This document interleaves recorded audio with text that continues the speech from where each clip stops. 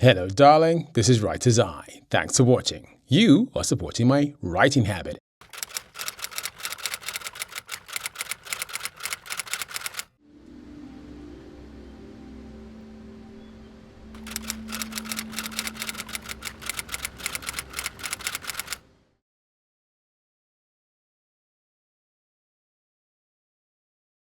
The goal is to get these novels into your hands and, with enough subscribers, make them into films.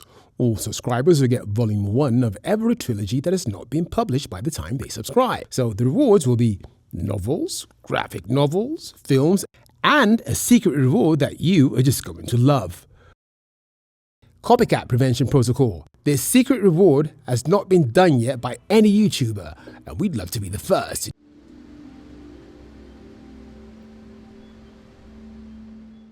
No catch at all. My biggest influences are Michael Crichton, John Grisham, books that become films, but mainly Michael Crichton. We'll go to Kickstarter. Early birds can snatch up all the free rewards or get the discounted trilogy bundles. Profit and economies of scale permitting, of course. You will at least get a free digital copy.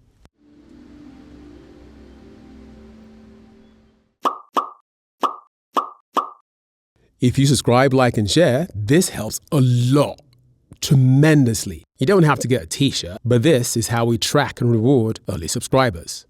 With limited availability, club t-shirts will be pulled from the stores and replaced with normally branded t-shirts when we hit target numbers for each club. When you buy a club t-shirt, please model it on social media, tag the channel, and link this video. Every subscriber will get thanked, t-shirt or not, but these t-shirts communicate to me and the world that you were there in the beginning where things were uncertain, cold, dark, and bleak. And that will be rewarded when the channel blows up.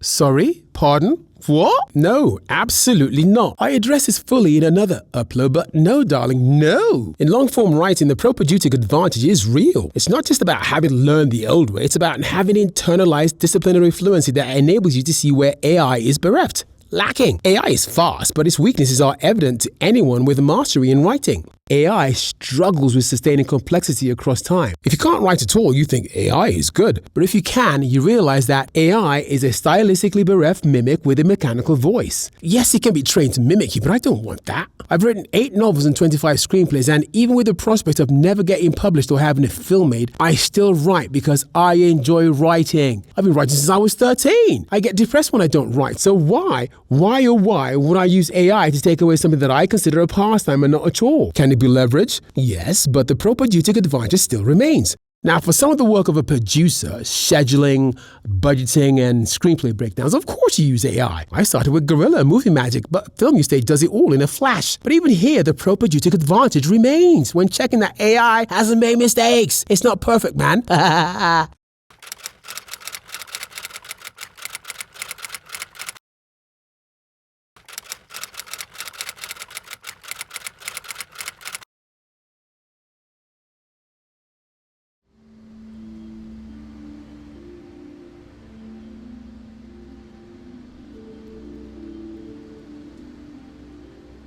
To be honest, I don't care how good AI gets. With Tom Cruise dangling from a train and jumping out of a plane, I'm not jumping into AI and telling actors, sorry, we no longer need your service.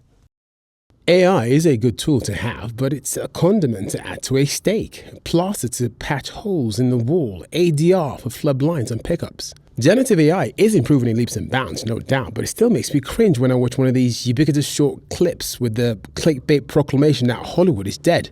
It will eventually replace us all, but not today.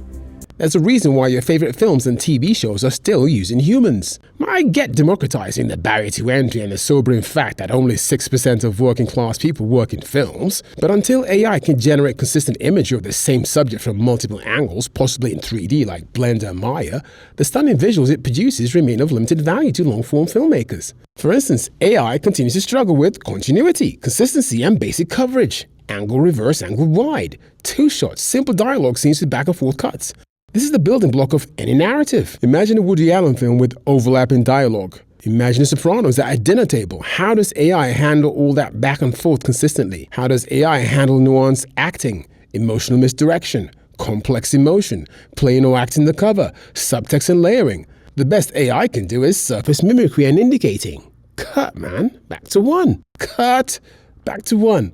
Playing the cover, for instance, is a powerful yet subtle technique that adds depth to a character and keeps the audience engaged because they must read between the lines to understand what's really going on. A human actor will give me that on set. AI can't.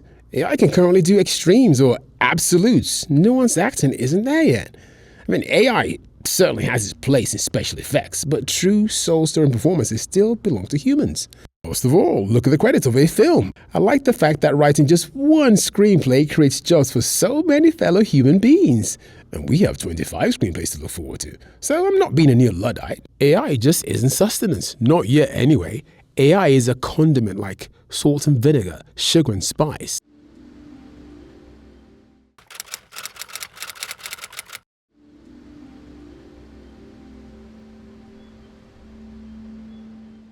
How long is a piece of rope? I don't know how long it's going to take to get to 10 million subscribers, but by the time we do, we should have enough funds to build the first film set. And the beauty of this is that this set features prominently throughout the first trilogy, meaning the bulk of principal photography mainly takes place in one location. So after the initial expense of building the set, the next biggest expense will be paying the cast and crew on Most Favored Nations contracts. Are you really going to cast subscribers as actors? Why not? Who better than people who've read the novels and have insight into the characters? It's a 9-step process. If you are trained, naturally talented, look the part, this is your shot.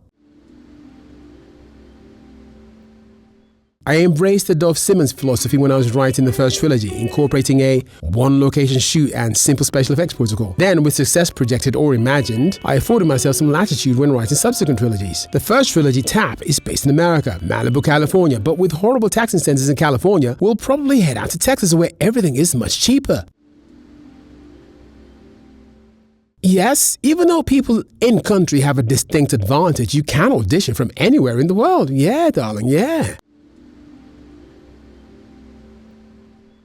The only thing we're waiting for is you. Subscribe and let's find out.